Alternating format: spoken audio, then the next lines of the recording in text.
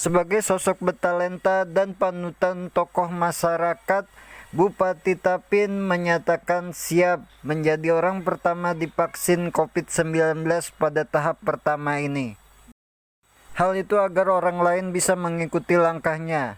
Tidak lain semua itu untuk memastikan dan meyakinkan kepada masyarakat bahwa vaksin yang diberikan oleh pemerintah itu dalam kondisi aman.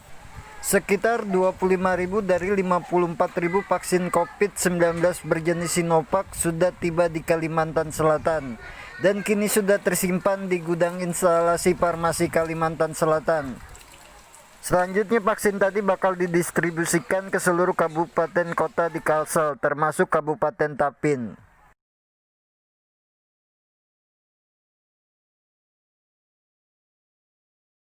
Bakal vaksinasi ya?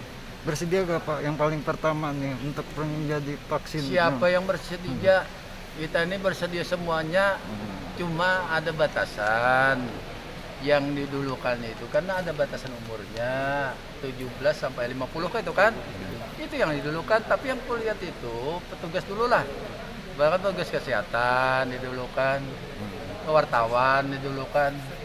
Apa jangan wartawan dulu. Yang kedua itu udah 100% kita input. Untuk Tapin itu 1264 tenaga kesehatan yang menjadi sasaran Pertama.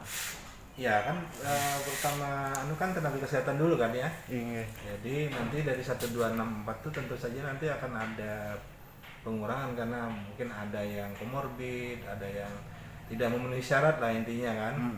Nah, nanti dicek aja apa saja yang membuat seseorang itu tidak divaksin gitu ya. Jadi dari 1264 tenaga kesehatan yang di awal itu nanti mungkin akan berkurang karena ada beberapa yang tidak memenuhi syarat karena komorbid dan karena penyakit lainnya. Nah, selain itu pagi tadi kami atas nama seluruh pemerintah daerah ya, kebetulan Pak Bupati tidak bisa hadir, kami yang Sekda juga bisa hadir, kami yang mewakili bersama BPBD dan Rumah Sakit Datu Sanggul kaitannya dengan video conference kesiapan. Nah, informasi ada beberapa poin yang disampaikan. Yang pertama itu bahwa vaksinasi itu tidak perlu dilakukan, namun juga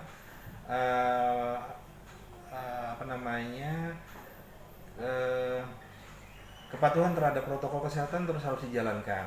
Nah, jadi yang pertama itu semua kabupaten kota hendaknya membuat posko penanggulangan COVID-19 ini dari kabupaten, kecamatan, desa hingga RT. Nah, yang kedua memantau, memonitor, mengevaluasi pelaksanaan protokol kesehatan, jadi kepatuhan masker, kepatuhan jaga jarak, kepatuhan cuci tangan itu perlu dimonitor perubahan perilaku masyarakat ini. Dan yang berikutnya, yang ketiga berkaitan dengan pemberian vaksin, insya Allah di istana itu hari Rabu tanggal 13 Januari ya akan dilakukan pencanangan vaksinasi oleh Presiden dan langsung di sana divaksinasi Presiden dan jajarannya, ya kan. Kemudian kepada provinsi dan kabupaten kota hendaknya menyiapkan jadwal pelaksanaan hari dan tanggalnya kapan, beserta minimal 10 orang untuk menjadi vaksinasi pertama pada saat pencanangan di provinsi maupun kabupaten yang bersangkutan. Nah, kami baru laporkan ke Pak Bupati, nanti kita menyiapkan segala sesuatunya termasuk 10 orang itu siapa nanti yang akan menjadi yang volunteer pertama lah untuk divaksin gitu ya Pak. Nah, nanti setelah dilaksanakan itu, tanggal pelaksanaan dan hari pelaksanaan itu nanti dilaporkan ke pemerintah pusat itu pada hari Senin tanggal 11. Jadi harus masuk laporannya tanggal berapa di Tapin misalnya akan dilaksanakan pencanangan vaksinasi dan minimal 10 orang itu siapa saja itu harus kita laporkan. Nah selanjutnya ya kalau minimal 10 tadi, kalau lebih boleh gitu ya. Kemudian selanjutnya yang berikutnya adalah untuk tenaga kesehatan. Jadi vaksinasi pertama tahap awal tenaga kesehatan. 10 orang pertama itu dari kalangan mana aja Pak? Ya, kita yang nanti memberikan saran atau bisa juga ada yang jadi bersedia gitu jadi volunteer misalnya. Silakan gitu ya. Ya seperti Pak Bupati bilang kan bersedia kan Anda tadi dapat informasi ya. Iya, yang pertamanya dan kalangan profesi sejajarannya ya termasuk. Nanti itu kalau pertama kesediaan, yang kedua tentu nanti kita akan dibantu oleh dokter ya yang ahli untuk menentukan apakah memang memenuhi syarat. Karena nanti kalau ada penyakit penyerta tadi kan, nah komorbid misalnya tidak memenuhi syarat untuk dilakukan vaksin sekalipun bersedia, ya khawatir kalau terjadi efek samping dan sebagainya maka mungkin tidak dilakukan terhadap yang bersangkutan. Jadi itu rencananya. Jadi dalam beberapa hari ini kita mempersiapkan gitu. Siapa orangnya, usul kita nanti kemudian Pak Bupati atau eksekutif bisa juga legislatif gitu ya. Dari DPRD misalnya, dari eksekutif siapa saja, dari legislatif misalnya, kemudian dari tokoh masyarakat, tokoh agama bisa juga. Yang penting kalau bisa yang 10 orang itu merupakan orang panutan sehingga masyarakat ini merasa orang yang sudah ini duluan kita berarti juga ikut. Gitu.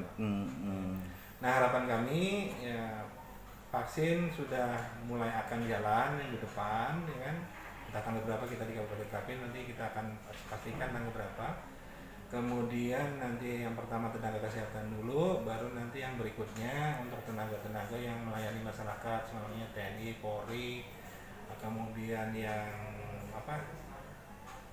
PDAM misalnya, PLN yang berkaitan langsung dengan pelayanan masyarakat, atau bank dan sebagainya. Nah kemudian setelah itu, tapi sekali lagi kami harapkan kepada masyarakat untuk tetap disiplin dengan protokol kesehatan. Intinya itu. Jadi terus memakai masker dengan disiplin, cuci tangan, kemudian menjaga jarak, jangan berkerumun, kan nanti akan menyebabkan kemudian terjadi penularan. Karena itu ya kami mohon kepada masyarakat untuk terus disiplin terhadap protokol kesehatan.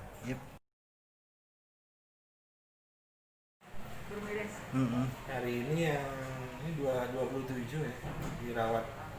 27 pasien ya. 27 orang dirawat. Yang sembuhnya sudah mencapai berapa Pak dari yang suspek semuanya? Sembuh tuh 496 dari 540 yang kasus positif. Kalau meninggalnya ada peningkatan Pak dari 17 orang kemarin? Enggak? 17 ini 17 masih ya? Jadi ini ya 17 ya penambahannya. Mudah-mudahan tidak bertambah lagi. Bertambah ya? Ya udah, berarti artinya ada penurunan lah Pak? Ya artinya dengan Natal dan Tahun Baru sebenarnya tidak terjadi peningkatan ya. Kalau ada perubahan angka itu sebenarnya kebetulan aja. Karena artinya ya seperti minggu-minggu sebelumnya juga ada naik ada turun.